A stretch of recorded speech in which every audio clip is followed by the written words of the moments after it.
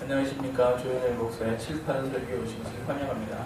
오늘도 지난 시간에 이어서 마태복음 5장 8절 말씀, 마음이 청결한 자는 복이 있나니 저희가 하나님을 볼 것이며 라고 하셔서, 오늘같이 은혜 나누실 말씀은 마음이 청결한 사람이 하나님으로부터 하나님을 보게 되는 그런 복을 받는다는 내용입니다. 지난 시간에 보시면 긍휼히 여기는 자가 하나님께로부터 긍휼히 여기는 복을 받는다고 이미 다 배우셨습니다. 여기서 말하는 그 긍휼은 무엇에 대한 긍휼인가?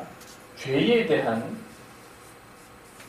긍휼입니다. 죄는 어떤 죄인가? 이것은 나의 죄가 아니라 이웃의 죄에 대한 긍휼입니다. 그래서 누군가 어떤 사람이 있는데 그 사람이 그 사람의 허물로 인하여 내가 지금 어떤 괴로움을 당했다던가, 그 사람의 허물로 인하여 내가 손해를 봤다거나, 또는 내가 우연히 그 사람의 허물을 봤습니다. 이웃의 허물을 봤어요. 그래서 그 사람이 어떤 죄를 봤어요. 그 사람 그렇게 안 봤는데 저런 면이 있네, 이런 걸 봤을 때 이때 우리가 어떻게 할 건가? 이것이 이제 긍휼히 여길 수 있는가 하는 얘기입니다. 여기서 말하는 이 첫 번째 긍휼은 내가 이웃의 허물을 봤을 때에 내가 그 사람을 불쌍히 여기는 것, 이것이 긍휼이고, 또 두 번째 긍휼히 여기는 자는 복이 있나니 저희가 긍휼히 여김을 받을 것이며 라고 말할 이 두 번째 긍휼은 무엇인가? 이것은 하나님이 나를 긍휼히 여기는 그 긍휼입니다. 그래서 첫 번째 긍휼과 두 번째 긍휼은 그 대상이 달라요. 첫 번째 긍휼은 내가 이웃을 불쌍하게 보는 것이고, 두 번째 긍휼은 하나님이 나를 불쌍하게 여기는 것입니다. 그래서 내가 지금 이웃 사람의 어떤 죄에 대해서 내가 그 사람을 용서를 하게 되면 하나님께서는 내가 용서한 것을 하나님이 기쁘게 여기시고, 하나님이 나를 또 긍휼히 여기시더라. 그래서 내가 죄를 사함을 받았는데, 죄 사함은 언제 받았습니까? 이 죄 사함은 언제 받으셨습니까? 우리가 이 죄 사함은 성령 받을 때 죄 사함을 다 받았습니다. 그래서 우리가 믿고 세례 받고 회개하고 해서 이 성령을 받았을 때, 성령을 받음과 동시에 죄도 같이 사함을 받았습니다. 요한복음 13장에 보면 예수님께서 제자들의 발을 씻겨주시는 내용이 나옵니다. 제자들의 발을 씻겨주실 때에 베드로가 주님 절대 제 발을 씻으실 수 없습니다. 그랬더니 내가 나와 상관이 없는 거라. 그럼 목욕도 시켜주십시오. 목욕한 사람은 발밖에 씻을 필요가 없다. 그 얘기가 무슨 뜻이냐면은, 목욕을 했다고 하는 것은 성령을 받음으로 말미암아 죄가 사함을 받았다는 뜻이고, 그 다음에 발밖에 씻을 필요가 없다라고 말씀하신 요 발밖에 씻을 게 없다고 하는 것은 하나님으로부터 내가 긍휼을 받아서 나의 작은 죄까지 다 씻음을 받는 것을 말하는 것입니다. 그러니까 내가 이웃을 용서함으로 말미암아 하나님께로부터 용서받는 것. 이건 내가 용서를 심어서 용서를 거두는 것. 용서하라! 그리하면 나의 용서를 받을 것이요. 그 용서, 그 긍휼을 얘기하는 것입니다. 그래서 내가 하나님께로부터 작은 나의 죄까지도 다 용서함 받으니까 그 다음에 무엇이 오는가? 마음에 청결이 오게 된다. 그래서 마음에 청결이 오면 하나님을 보게 된다. 보게 되잖아요. 그런 얘기입니다. 하나님을 본다고 하는 것은 내가 눈으로 하나님을 만나는 것을 얘기하는 것이 아닙니다. 하나님을 본다고 하는 것은 창세기 1장에 하나님께서 사람을 창조하실 때에 우리의 형상대로 우리의 모양을 따라 사람을 창조하자 하신 것처럼, 우리가 하나님의 신성을 우리가 사람 몸에 가지고 있어요. 왜냐? 하나님의 형상을 따라서 지음을 받았는데 단순하게 모양만 베껴온 게 아니라 하나님의 그 신성, 성품까지도 같이 왔단 말이에요. 그러니까 왜 공부를 많이 하신 분들의 성품이 어떻습니까? 인격이 아주 높죠. 이게 사실은 눈에 보이니까 인격이 높다 이렇게 얘기하는 거지, 사실은 그게 하나님의 신성입니다. 그게 신의 성품에 더 가까이 가는 거예요. 그래서 하나님을 본다고 하는 얘기는 하나님의 성품을 닮아가는 것을 얘기를 합니다. 출애굽기 3장에 보시면 모세가 하나님을 만나는 장면이 나옵니다. 40년 동안 양치던 모세에게 하나님께서 떨기나무 가운데 불꽃으로 임하셔서 모세를 부르십니다. 모세가 모세야 해서 떨기나무로 간 게 아니에요. 모세가 보니까 신기하다. 왜 나무가 불타지 않는가 하고 가까이 갔더니 그랬더니 하나님께서 모세야 내 발에서 신을 벗으라. 내가 선택은 거룩한 곳이다. 거기서 하나님을 만나게 됩니다. 거기서 하나님을 만나게 된 것은 모세가 마음이 청결해가지고 하나님을 만난 게 아니고 심령이 가난한 모세에게 하나님이 천국의 복을 주신 그때예요. 그 모세가 언제 청결해져가지고 하나님을 만나게 되느냐 하면 출애굽기 19장에 보면 시내산에서 하나님을 만나는 장면이 나옵니다. 시내산에서. 그래서 시내산 그 시내 들판에 백성들이 있고 이 산에 모세가 올라가고 백성들은 어디 있습니까? 장로들은 산 앞에 있고 그래서 백성들은 안 올라갔어요. 옷을 빨고 여인을 가까이 하지 아니하고 자기 몸을 청결하게 한 다음에 어떻게 하느냐? 이 산 밑에 있었어요. 금줄을 쳐놓고 여기 안 넘어갔어요. 왜 안 넘어갔느냐? 넘어가면 어떻게 될까요? 하나님이 돌격할까 하니라 그래가지고 못 넘어오게 했단 말이에요. 그리고 누구만 갔습니까? 모세만 갔어요. 요때가 어느 때냐? 요때가 마음 청결한 때예요. 그래서 하나님을 만나보는 그때가 되는 겁니다. 그러니까 떨기나무 숲에서 그 떨기나무가 불꽃 가운데 있는 하나님을 보고 아는 사람들이 모세의 소명을 가지고 이렇게 얘기들 많이 하지만은 사실 진짜 모세의 수준은 이 정도 되는 수준이에요.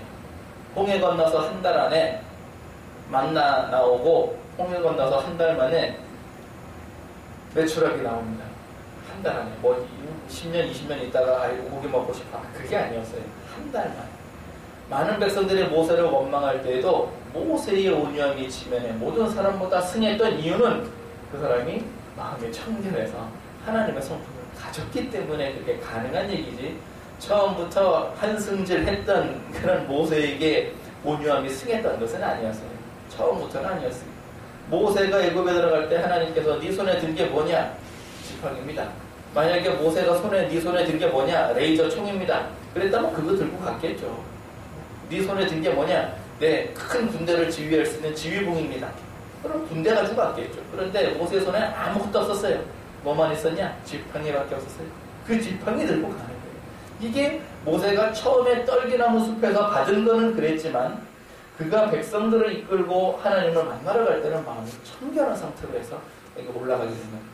마음이 청결하다고 하는 것은요, 그 죄에 대해서 유혹이 없는 상태가 마음이 청결한 상태입니다.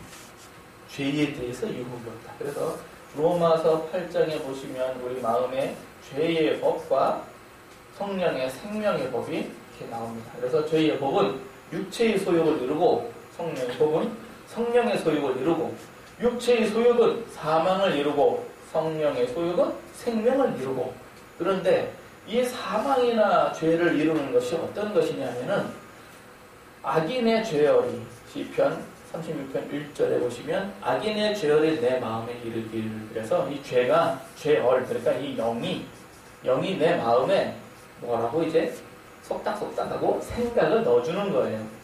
무슨 생각을 넣어주느냐? 죄질 생각을 넣어주는 거예요. 그래서 넣으면서 아무도 모를 거야. 해도 괜찮아. 이거 하면은 네가 뭘 할 수 있느냐? 돈을 벌 수 있어. 이거 하면 네가 뭘 할 수 있느냐? 명예를 얻을 수가 있어. 이걸 하면 네가 뭘 할 수가 있느냐? 하여튼 뭘 할 수가 있어. 하여튼 뭘 할 수가 있어. 이게 그러면서 이렇게 마음에 이렇게 넣어주는 거예요. 그러면은 여기에 이 생각이 죄를 지을 이 사망의 생각이 생명의 생각과 서로 싸웁니다. 서로 싸우면 성령의 소욕이 죄와 사망의 소욕을 눌러서 이겨서 생명을 이루는 거예요. 그런데 죄를 따라가면 어떻게 됩니까? 근데 죄의 종로를 타는 거예요. 왜? 죄질 생각에 내가 순종을 했기 때문에 죄의 종로를 타게 되는 거예요. 이걸 미끼를 물은 거예요. 쉽게 말해서. 미끼를. 하와가 뱀에게 속아가지고 미끼를 물었어요. 선악과를 따먹었습니다. 왜 먹었습니까? 뭐 하와가 뱀이 하와를 유혹할 때 네가 선악과를 먹으면 내가 온 세상의 모든 권세를 주겠다. 그랬나요? 선악과를 먹으면은 내가 뭐 다이아몬드 광산을 하나 주겠다, 무슨 명품백을 주겠다 그랬나요? 아니에요. 선악과를 따먹기 전에 아담이나 하와는 이런 존재였다. 하나님을 볼 수 있는 것은 아주 그냥 신선 같은 그런 사람이었다. 그랬는데 왜 먹었는가? 내가 눈이 밝아져 하나님과 같게 되리라. 그러니까 자기가 하나님 달라고 먹은 거예요. 그 말에 속아가지고. 그러니까 마귀가 하와의 마음에 그걸 싹 이렇게 넣어주니까 거기는 딱 넘어갔기 때문에. 그래서 선악과를 먹은 즉시 하와는 자기가 가진 모든 걸 다 잃었습니다. 영원한 생명도 잃었고 젊음도 잃었고 에덴 동산도 잃었고 그때부터는 이제 수고를 해야 먹고 살고 남편한테 순종을 해야 돼요. 이런 자기가 가진 모든 걸 다 잃었어요. 입 하나 순종을 하죠. 그러니까 지금 오늘 주신 말씀에 그 마음이 청결하다고 하는 것은 어떤 상태를 말하는가?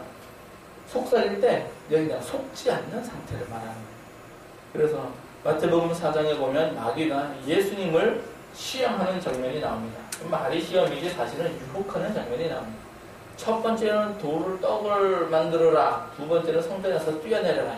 이거 사실은 다 크게 무게가 있는 게 아니라 진짜 마귀가 하고 싶었던 거는 세 번째였어요. 세 번째. 뭐냐?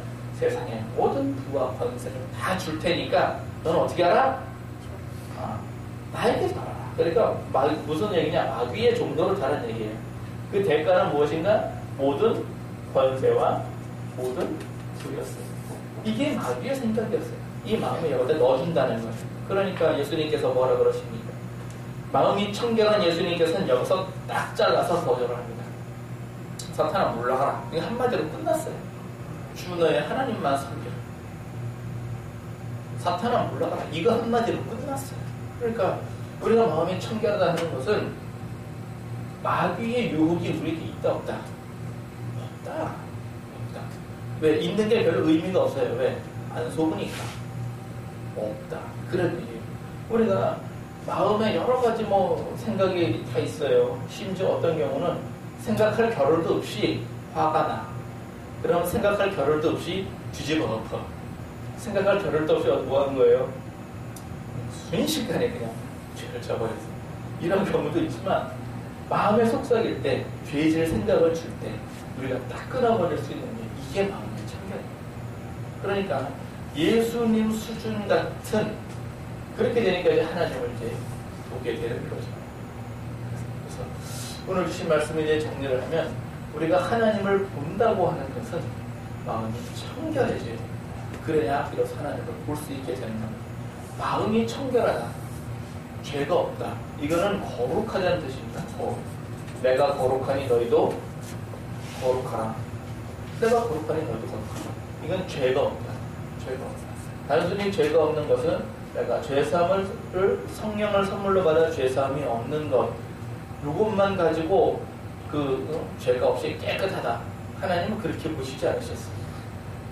정말 마음이 청결한 것, 정말 깨끗한 것, 금없이 튀어없는 그런 수준을 말하는 것입니다. 그래서 저설명서전서 5장 23절에도 하나님 오실 때까지 영과 혼과 몸이 금없이 튀없이 온전히 보존되기를 원한다 고 말씀하신 것은 이 정도 수준을 얘기를 한 겁니다. 괜히 우리가 그냥 하나님 나 그냥 잘 있습니다. 그런 차원이 아니에요.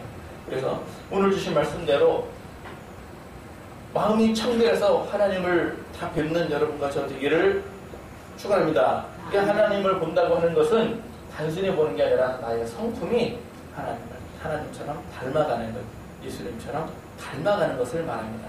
그렇게 되시기를 예수님 이름으로 축원합니다. 감사합니다.